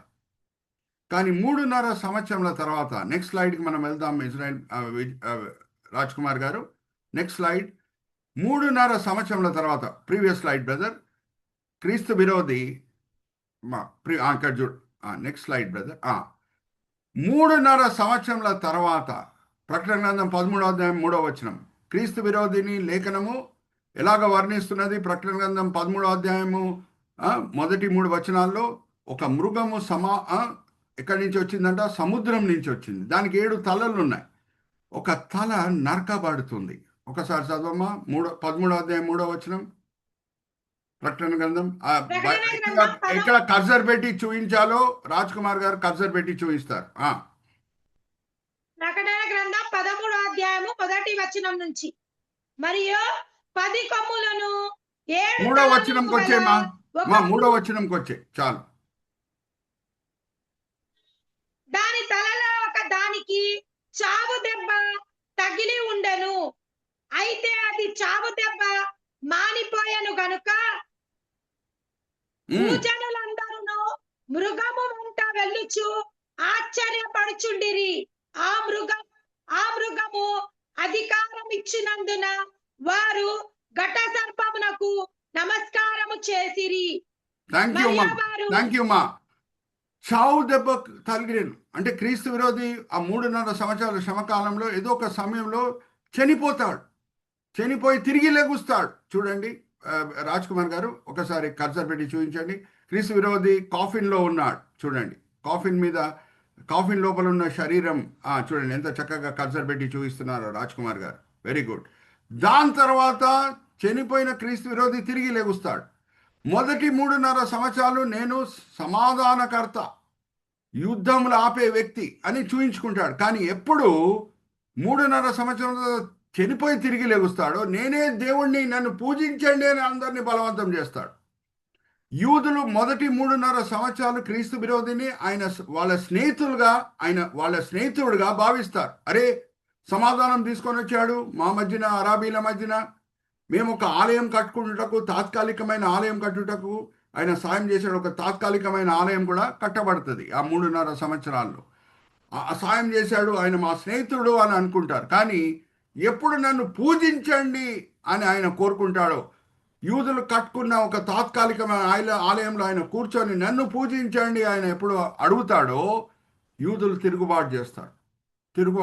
అప్పుడు నానా హింసలు పెడతాడు క్రీస్తు విరోధి. జాగ్రత్త వినండి. నానా హింసలు పెడతాడు. విశాలమైన సైన్యంని పోజేస్తాడు అర్మగదాన్లో, యూదులందరినీ కూడా చంపివేయుటకు. అప్పుడు జాగ్రత్తగా వినండి ఒక ముఖ్యమైన మాట. దేశంగా ఇజ్రాయేలీలు మెస్సయ్యని ఆయన మొదటి రాకడప్పుడు తుణీకరించిరి. ఇప్పుడు దేశంగా అంగీకరిస్తారు. మెస్సయ్యా వచ్చి మమ్మల్ని రక్షించు అని ప్రార్థన చేస్తారు. అమ్మా, క్రైస్తవులు యూదుల మధ్యన ఉన్న నిబంధన వ్యత్యాసం మనకు తెలిసి ఉండాలి. క్రైస్తవులంగా రేపు మిమ్మల్ని అడిగితే మీరు అందరు కూడా ఉపదేశకులే ఇన్ ఫ్యూచర్. మీకు తెలిసి ఉండాలి పాత నిబంధన కొత్త నిబంధన మధ్యన వ్యత్యాసం ఏంటో. పాత నిబంధనలో ఒక చిన్న దేశం, ఇజ్రాయెల్ దేశంతో దేవుడు నిబంధన కుదిరించుకున్నాడు. ఫుల్ దేశంతో. జాగ్రత్త వినండి, ఎక్కడుంది ఆ మాట ఒకసారి చూద్దామా. ఒక దేశంలో ఎవరైనా ఒక్కరు పాపం చేసినా సరే దేవుడు దేశంని లెక్కలు అడుగుతాడు, ఎందుకంటే అది చిన్న దేశం కాబట్టి. ఇప్పుడు నేను సహోదరి జయంతితో 1 కొరింథీ పత్రిక 10వ అధ్యాయము మొదటి 4 వచనాలు చదివి వినిపిస్తాను. అందరూ అనే మాట ఎన్నిసార్లు రాయబడిందో నా ఫింగర్స్ చూడండి, నేను మిమ్మల్ని అడుగుతాను చివరిలో. అందరూ అనే మాట ఎన్నిసార్లు రాయబడింది? సహోదరి జయంతి 1 కొరింథీ 10వ అధ్యాయము మొదటి 4 వచనాలు మాత్రమే చదువమ్మా. అందరూ అనే మాట ఎన్నిసార్లు అక్కడ రాయబడింది చూద్దాం. 1 కొరింథీయులకు రాసిన పత్రిక 10వ అధ్యాయము 1వ వచనం నుంచి, సహోదరులారా, ఈ సంగతి మీకు తెలియకుండుట నాకు ఇష్టం లేదు. అదేదనగా మన పితరులందరూ మేఘముల క్రింద ఉండిరి, వారందరూ సముద్రంలో నడిచిపోయిరి. అందరూ మోషేను బట్టి మేఘంలోను సముద్రంలోను బాప్తిజం పొందిరి. అందరూ ఆత్మ సంబంధమైన ఒకే ఆహారమును భుజించిరి. అందరూ ఆత్మ సంబంధమైన ఒకే పానము చేసిరి. ఏలయనగా వెంబడించి. థ్యాంక్ యూ మా. ఎన్నిసార్లు అందరు వచ్చింది చెప్పండి, అన్మ్యూట్ చేసుకొని చెప్పండి. ఎన్నిసార్లు అందరు వచ్చింది 4 వచనాల్లో? మర్చిపోయారా? నా ఫింగర్స్ చూపించాను కదా. ఎన్నిసార్లు వచ్చింది అందరూ? 3 టైమ్స్ అయ్యారు. 5 సార్లు. అందరు అంటే మోషే, మిరియం, ఆరోన్ని మాత్రమే దేవుడు విమోచించలేదు. అందరు కూడా బాప్తిజం అనుభవం కలిగించాడు. అందరు కూడా ఎర్ర సముద్రం దాటటము అది బాప్తిజం అనుభవం. ఆ నీళ్ల మధ్యన నడవటము అది బాప్తిజం అనుభవం. సీనాయి కొండ దగ్గర తీసుకొని వచ్చి అందరితో నిబంధన కుదిరించుకున్నాడు. ఓన్లీ మోషేతో, ఆరోన్తో, మిరియంతో కాదు. సో ఆ చిన్న దేశంలో ఎవరైనా ఒక్కరు పాపం చేసినా సరే దేవుడు దేశంని లెక్కలు అడుగుతాడు. ఒకసారి తీయండమ్మా. ఎరికో పట్టణంలో ఉన్న వెండి బంగారం మీరు తీసుకోకూడదు, లెవీలకు వచ్చి ఇచ్చేయాలి అని చెప్పినప్పుడు ఎరికో పట్టణము వాళ్ళు స్వాధీనపరుచుకున్నప్పుడు అక్కడ ఉన్న వెండి బంగారంని ఆశించి ఒక వ్యక్తి ఆచాను ఆయన గుడారంలో తీసుకొని వచ్చి దాచిపెట్టుకున్నాడు. అప్పుడు దేవుని ఉగ్రత ఓన్లీ ఆచాన్ మీద రాలేదు, ఫుల్ దేశం మీద వచ్చింది. ఒకసారి చదువుదామా. 7వ అధ్యాయం 1వ వచనం చదవమా. యెహోషువ గ్రంథం. బైబిల్స్ అండర్లైన్ చేసుకోండి. కొత్త నిబంధన పాత నిబంధన మధ్య ఉన్న వ్యత్యాసం మనకు తెలిసి ఉండాలి. 7వ అధ్యాయం యెహోషువ గ్రంథం 1వ వచనం అమ్మా. మొదటి 2 వచనాలు చదువు, అన్మ్యూట్ చేసుకో. యెహోషువ గ్రంథం 7వ అధ్యాయము 1వ వచనం. శపితమైన దాని విషయంలో ఇజ్రాయేలీలు తిరుగుబాటు చేసిరి. ఎట్లనగా యూదా గోత్రంలో జరాహు మునిమనుమడను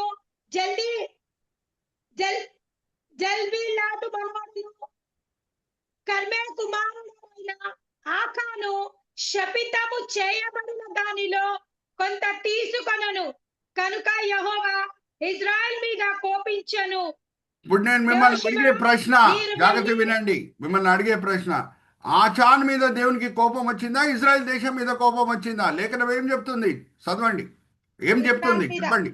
ఇశ్రాయేలు మీద. ఇశ్రాయేల్ దేశం మీద. ఇదే విషయం మనం 22వ అధ్యాయం యెహోషువ గ్రంథం 20వ వచనంలో కూడా చదువుకోవచ్చు. ఒకసారి చదవమా, ఎందుకంటే అది దేశంతో చేసిన నిబంధన. చిన్న దేశమే కానీ తెలంగాణ రాష్ట్రం కంటే చిన్న దేశం, దాంతో చేసిన నిబంధన. 22వ అధ్యాయం యెహోషువ గ్రంథం 20వ వచనం కూడా చదవమ్మా. జాషువా 22:20. యోషువ గ్రంథం 22వ అధ్యాయము 20వ వచనము.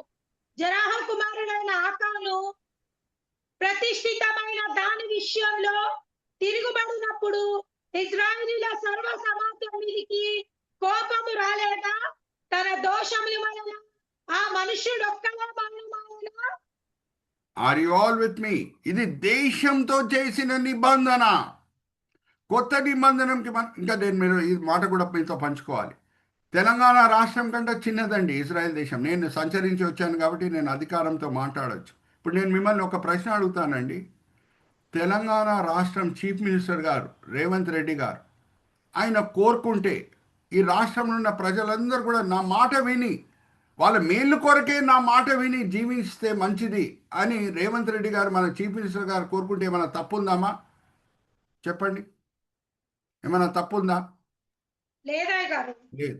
అయితే రేవంత్ రెడ్డి గారికే తెలంగాణ రాష్ట్రం పట్ల అంత అధికారం ఉంటే, దేవాది దేవుడు రాజాది రాజు ఒక చిన్న ఇజ్రాయెల్ దేశంలో ఉన్న ప్రజలందరూ కూడా ఆ నిబంధనకి నమ్మకంగా ఉండాలి అని కోరుకుంటే ఏమైనా తప్పుందా? అడుగుతున్నా మిమ్మల్ని.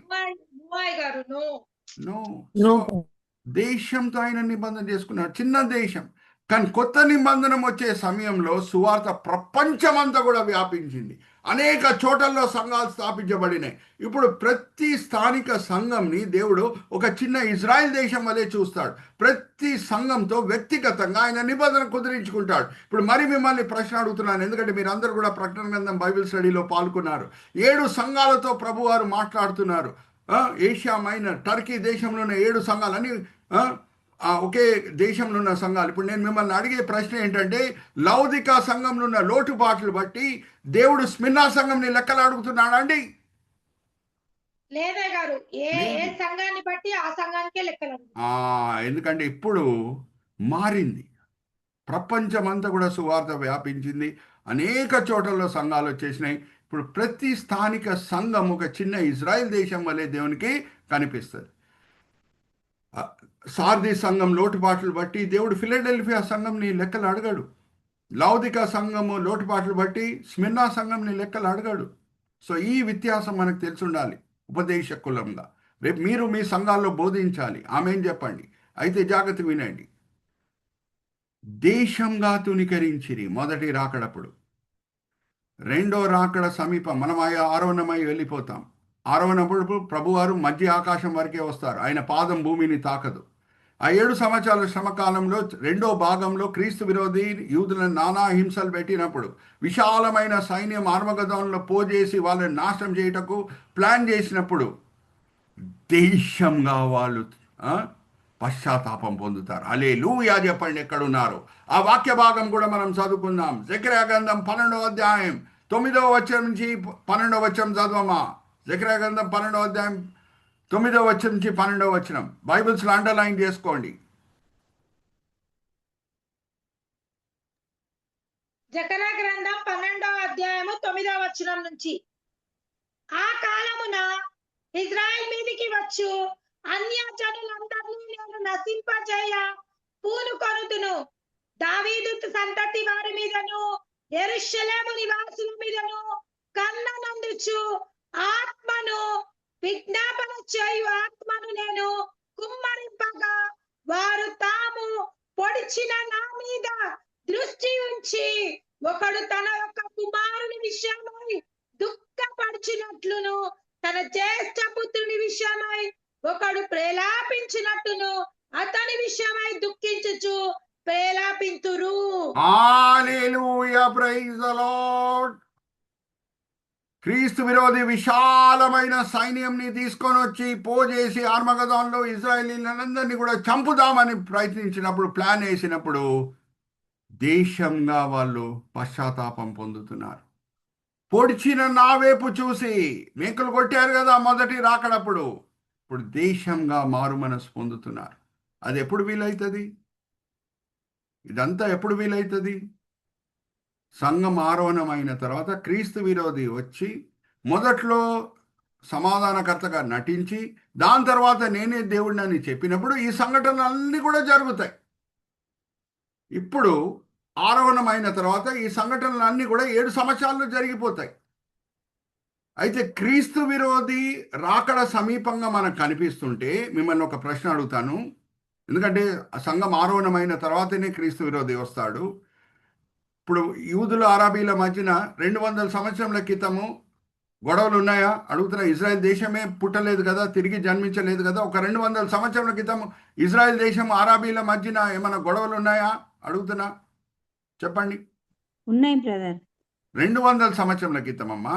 ఇప్పుడు తిరిగి జన్మించారు అప్పుడు ఇజ్రాయేలీలు చెదిరిపోయి ఉన్నారు కదా. వాగ్దాన దేశంలో గొడవలు ఏమైనా ఉన్నాయా 200 సంవత్సరాల క్రితం? లేదు లేదు, అప్పుడు లేదు. ఇప్పుడు ఉంది. 200 సంవత్సరాల క్రితం క్రీస్తు విరోధికి పని అనేది లేదు. 200 సంవత్సరాల క్రితం క్రీస్తు విరోధి వచ్చి ఉంటే ఇద్దరి మధ్యన సమాధానం తీసుకొని వచ్చే పనే లేదు. లోక నాయకుడిగా నియమించబడే అవకాశమే లేదు. కానీ ఇప్పుడు ఇజ్రాయెల్ దేశం తిరిగి జన్మించింది కాబట్టి, ఎండిపోయిన ఎముకలు మరీ జీవిస్తున్నాయి కాబట్టి, జాగ్రత్త వినండి, నూతన పరిచే దేవుని గురించే మనం ధ్యానిస్తున్నాం. మరి దేవుడు నూతన పరిచే దేవుడు ఇజ్రాయేలీలను తిరిగి తీసుకొని వచ్చాడు కాబట్టి జాగ్రత్త వినండి. ఇప్పుడు యూదుల అరబీల మధ్యన గొడవ జరుగుతున్నది. క్రీస్తు విరోధి వచ్చి వాళ్ళ మధ్యన సమాధానం తీసుకొని వస్తే లోక నాయకుడుగా ఎంచబడతాడు. మరి ఈ ప్రశ్న కూడా మిమ్మల్ని అడుగుతున్నాను. 200 సంవత్సరాల క్రితము సోషల్ మీడియా ఉందా? ప్రెస్ రిపోర్ట్స్ ఉన్నాయా? ఒక కోణంలో ఏమవుతుందో ఇంకొక కోణంలో తెలుసా? లేదు. ఇప్పుడు ఇజ్రాయేలీలు యూదుల మధ్యన సమాధానం తీసుకొని వస్తే, ఉక్రెయిన్ రష్యా మధ్యన సమాధానం తీసుకొని వస్తే ప్రపంచంలో అందరూ కూడా చూడగలుగుతారు. ఎందుకంటే technologically we have advanced. Technological advances వచ్చేసినాయి. సో జాగ్రత్తగా వినండి, నేను ఒక ప్రశ్న అడుగుతున్నాను. క్రీస్తు విరోధికి పాత్ర ఎప్పుడు ఉంటుంది అని అంటే యూదుల అరబీల మధ్యన గొడవ ఉంటేనే. ఆ గొడవ ఎప్పుడు ఉంటుంది? ఇజ్రాయెల్ దేశం తిరిగి జన్మిస్తేనే. సో క్రీస్తు విరోధి రాకడ సమీపంగా మనకు కనిపిస్తుంటే ఆర్వనం ఇంకా ఎంత సమీపంగా ఉండాలి? మీరే చెప్పాలి. ఇంకా సమీపంగా ఉందా? Yes or no? Yes pastor. Yes.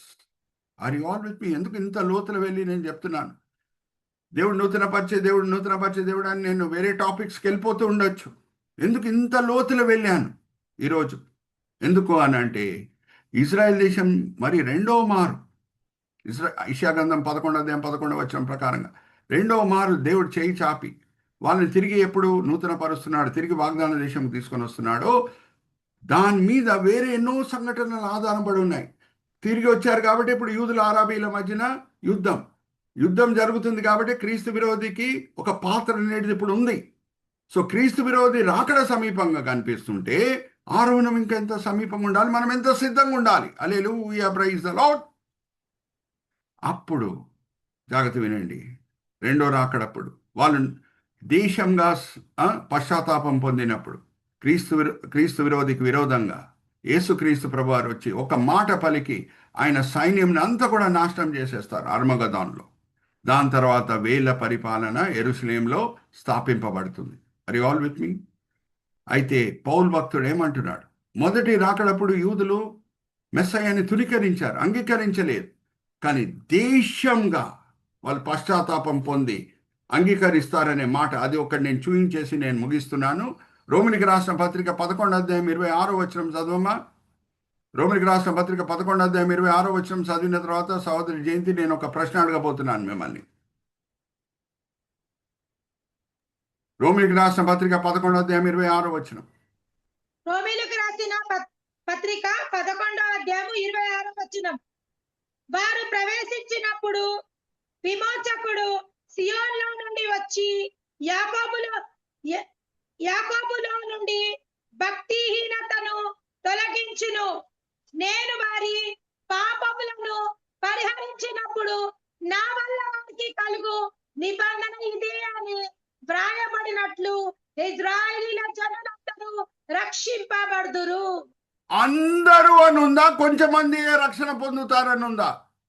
జనులందరూ ఆ, జనులందరూ కరెక్ట్ అమ్మా జయంతి, థ్యాంక్ యూ సో మచ్.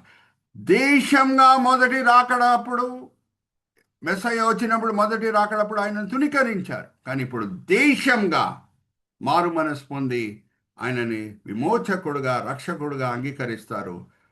దేశంగా మారు మనసు పొందుతారు. అప్పుడు యేసుక్రీస్తు ప్రభువారు వచ్చి క్రీస్తు విరోధిని ఆర్మగదాన్ యుద్ధంలో ఓడగొట్టి దాని తర్వాత వేళ్ల పరిపాలన యెరూషలేంలో ప్రారంభం చేస్తారు. హల్లెలూయా, ప్రైజ్ ది లార్డ్. సో నూతన పరిచయ దేవుడు అది అంశం తీసుకొని మనం లోతులో వెళ్ళాం. ఒక దేశం ఇజ్రాయెల్ దేశంని తీసుకొని చాలా లోతులో వెళ్ళాం. Are you all understanding? So మన నూతన పరిచయ దేవుడు మనందరినీ కూడా మన పరిస్థితి ఎలాగున్నా సరే, ఆత్మిక పరిస్థితి, భౌతిక పరిస్థితి, సామాజిక పరిస్థితి, ఏదన్నా ఎట్లున్నా సరే, ఎండిపోయిన ఎముకల వలె ఉన్నా సరే ఆయన నూతన పరచగలుగుతారు. Are you all with me? So కొత్త సంవత్సరం కాబట్టి ఈ అంశం నేను తీసుకున్నాను. నూతన పరిచయ దేవుణ్ణి మనం ఆరాధించే బదులమై ఉన్నాం. నేను ఒక చిన్న ప్రార్థన చేసి తిరిగి నేను ఫ్లోర్ బ్రదర్ రాజ్ కుమార్ గారికి అప్పచెప్తాను. తండ్రి, ఈ సమయం బట్టి ఎంతో వందనాలు. ఈ వేదిక మీద వచ్చిన ప్రతి వ్యక్తి బట్టి ఎంతో వందనాలు. 10 మంది ఉన్నాం తండ్రి. వాళ్ళు ఈ సమయంలో వేరేదో పనులు చేసుకొని ఉండొచ్చు, కానీ ఎంతో ఆసక్తితో మేము వాక్యపరంగా బలపరచబడాలి, మేము ఆత్మీకంగా బలపరచబడాలి, వాక్యం చేత పోషింపబడాలి అని మంచి కోరికలతో వాళ్ళు వచ్చి ఉన్నారు. ఆశ కలిగిన ప్రాణంని మీరు తృప్తిపరిచే దేవుడై ఉన్నారు. అందరినీ కూడా మీరు తృప్తిపరచున్నారని మేము నమ్ముచున్నాం. నిష్ప్రయోజకమైన మీ దీన దాసుడిని వాడి తండ్రి ఈ దినము నూతన పరిచే దేవుడు అనే అంశం మీద అనేక విషయాలు పంచుకుంటుటకు మీ కృప చూయించారు. మీ దీనదాసుడిని వాడుకున్నారు. దాన్ని బట్టి నేను మీకు కృతజ్ఞతాస్తుతులు చెల్లిస్తున్నాను. ఈ దినం, ఈ వేళ, ఈ పూట మీరు మాకు నేర్పించిన పాఠములు తండ్రి మేము వినే వాళ్ళంగానే కాకుండా అమలుపరిచే వాళ్ళని మమ్మల్ని సరిదిద్దండి.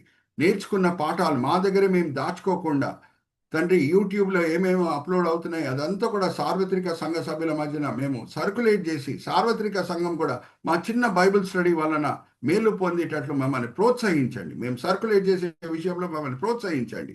సహోదరి దెబోరాని, అలాగే జయంతి సహోదరిని, అలాగే బ్రదర్ రాజ్ కుమార్ గారిని దీవించండి, ఆశీర్వదించండి. అందరు పార్టిసిపెంట్స్ దీవించండి, ఆశీర్వదించండి.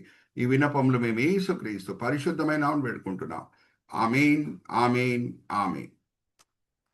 Over to Brother Rajkumar garu. Thank you, Pastor Garu, for leading us in a very meaningful session today. I request Ruth sister to pray. After that, Pastor Garu will give benediction. Then we can close our session for today. Ruth sister.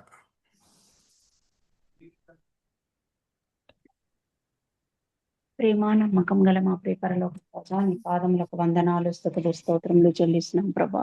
నువ్వు మంచి దేవుడవయ్యా, గొప్ప తండ్రివయ్యా, రారాజువయ్యా, నీకు స్తోత్రములు నాయన. ఈ పునరుద్ధాన దినమున ప్రభా నైనా ఉదయకాలమున మేమందరమును ప్రభా నైనా నీ ఆలయానికి వెళ్ళి ప్రభా నైనా సేవకులు చెప్పిన ఆయన వాక్యం ప్రభా నైనా నీ వాక్యం ప్రభా నైనా ప్రతి ఒక్కరూ విని ప్రభా నైనా వారి అంతరంగంలో మార్పులను దయచేస్తున్న దేవానికి స్తోత్రములు తండ్రి. యేసయ్యా నీకు వందనాలు ప్రభా. పరిశుద్ధంగా ప్రభా అయోగ్యంగా ఎవ్వరు కూడా బలలో పాల్గొకుండా ప్రభా నైనా యోగ్యంగా నైనా బలలో పాల్గొని ప్రభా మా ప్రతి పాపములను ప్రభా నీ సన్నిధిలో ఒప్పుకొని ప్రభా నూతన పరిచిన దేవానికి స్తోత్రములు నాయన. అయోగ్యంగా బలలో పాల్గొనిన బిడ్డలను క్షమించండి ప్రభా, నీకు స్తోత్రములు నాయన. ఇదిగోండి ప్రభా ఈ సాయంకాల సమయంలో ప్రభా నాయన తండ్రి నాయన మేమందరము ప్రభా నైనా చేరి వచ్చి ప్రభా నైనా నాయన నీ యొక్క మర్మాములన్నీ ప్రభానైనా తెలుసుకున్నాం ప్రభానైనా. ఇశ్రాయేలు ప్రభానైనా తండ్రి నాయన ఎన్నో శ్రమలు ప్రభా, ఎన్నో ప్రభానైనా తండ్రి యేసయ్య వారి ప్రభానైనా ఇశ్రాయేలుల గురించి ప్రభానైనా నాయన నీ సేవకురాలు ప్రభానైనా సేవకులు ప్రభానైనా ఎంతో అద్భుతంగా నాయన మాకు కళ్ళకు కట్టినట్టుగా వివరిస్తున్న విధానానికి నీకు వందనాలు ప్రభా. చూడకపోయినా ప్రభా మాకు కంటికి జరుగుతున్న విధంగా నాయన మాకు బోధిస్తున్న ఇచ్చిన జ్ఞానానికి నీకు వందనాలు, స్తుతులు, స్తోత్రాలు ప్రభా. ప్రభా. అవును ప్రభా, క్రీస్తు విరోధి రావడానికి ప్రభా నైనా మార్గాలన్నీ సరళం చేసుకుంటుండగా ప్రభా నైనా ఈ నూతన సంవత్సరంలో ప్రభా మాకందరికి మంచి వాక్యాన్ని బోధిస్తున్న అయ్యగారిని ప్రభా దీవించి ఆశీర్వదించండి ప్రభా నైనా. జూమ్లో జాయిన్ అయిన బిడ్డలందరినీ కూడా ఆశీర్వదించండి ప్రభా నైనా. ఇంకనూ ప్రభా గూఢమైన సంగతులను తెలుసుకొని ప్రభా నైనా మేమందరము ఎత్తబడే గుంపులో ఉండుటకు ప్రభా మమ్మల్ని అందరినీ సిద్ధం చేస్తున్న దేవా. వాక్యం విన్నవారి వలె కాకుండా నూతనంగా హిమము వలె మమ్మల్ని అందరినీ పరిశుద్ధపరచండి ప్రభా. నీ పరిశుద్ధాత్మతో మమ్మల్ని నింపి నూతన ఆత్మల భారం కూడా మాకు దయచేయమని వేడుకుంటున్నాం ప్రభా. నీకు వందనాలు ప్రభా నైనా. ఈ విన్న వాక్యాన్నంతా ప్రభా నెమరు వేసుకుంటూ ప్రభా నైనా ఇంకా లోతుగా ప్రభా నైనా చదివి ప్రభా వాక్యాలను ఇంకా తెలుసుకోవడానికి మంచి జ్ఞానమును తెలివినిమ్మని ప్రభా నైనా. మీకే ఘనత మీకే మహిమ చెల్లిస్తూ ప్రభా తిరిగి మరి ఒక వారం వరకు ప్రభా నైనా ఈ వాక్యాలన్నీ నెమరు వేసుకొని ప్రభా నైనా నీ సేవకులు చెప్తున్న వాక్యాన్ని ప్రభా కండకు కట్టినట్టుగా ప్రభా అర్థమయ్యే విధంగా నాయన చెప్పే వాక్యాన్ని ప్రభా మేము ముందుగా చదివి నాయన సిద్ధపడుటకు సహాయం చేయమని నాయన యేసు పరిశుద్ధ నామంలో వేడుకుంటున్నాం తండ్రి. ఆమేన్. ఆమేన్ ఆమేన్. ఇప్పుడు మన పరమ తండ్రి ప్రేమ, కుమారుని యేసుక్రీస్తు ప్రభు వారి కృప, పరిశుద్ధాత్మ సహవాసము, సన్నిధి, సమాధానము, సంతోషము, శక్తి, నడిపింపు మనలో సదాకాలం ఉండునుగాక. ఆమేన్ ఆమేన్ ఆమేన్. అందరికీ ప్రైజ్ లార్డ్ ప్రైజ్ ది అయ్యగారు. లార్డ్. ఒక చిన్న అనౌన్స్మెంట్ జ్ఞాపకం పెట్టుకోండి. ఇది చిన్న అనౌన్స్మెంట్ కాదు, కొంచెం ఇంపార్టెంట్ అనౌన్స్మెంట్. మనం 8:30కి స్టార్ట్ చేస్తున్నాం కదండి మన జూమ్ మీటింగు. వచ్చే వారం నుంచి మనము 8 o'clock స్టార్ట్ చేద్దాం. ప్లీజ్ ఈ విషయంలో అందరు కూడా సహకరించండి.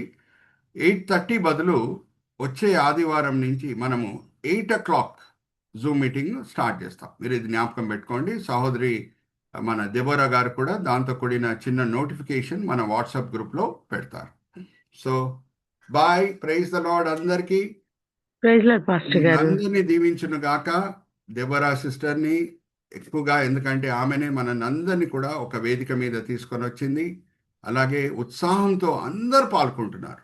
మిమ్మల్ని దేవుడు దీవించును గాక. ఎంతో ఆసక్తితో రాజ్ కుమార్ గారు కూడా యూట్యూబ్లో మన సెషన్స్ అన్నీ కూడా అప్లోడ్ చేస్తున్నారు.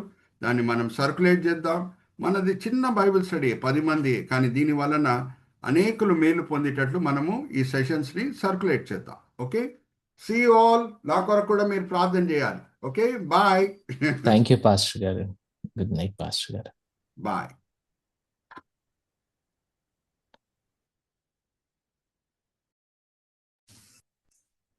ఆదాస సిస్టర్, ప్రైజ్ ది లార్డ్ అక్క, వందనాలు, గుడ్ నైట్. మీరు జూమ్ మీటింగ్ నెక్స్ట్ వీక్ నుంచి 7:45కే స్టార్ట్ అవుతుంది. నేను ఓపెన్ చేస్తాను. Then we can start with prayer and singing. Pastor garu joins at 8 o'clock and leaders in the session. అంతే తమ్ముడు. ఓకే గ్రూప్ అక్క. సభ్యులందరూ ఈ యొక్క మార్పును గమనించి ఆ ప్రకారంగా కొంచెం ముందు జాయిన్ అవ్వాల్సిందిగా ప్రేమపూర్వకంగా మనవి చేస్తున్నాను. Thank you so much Jayanthi sister. Thank you. అందరికీ కూడా ప్రేమపూర్వక వందనాలు.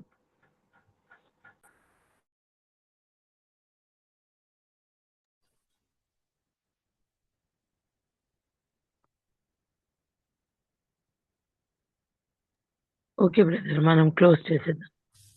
ఓకే సిస్టర్, అందరికీ వందనాలు. See you all in the next session in next week. Thank you all.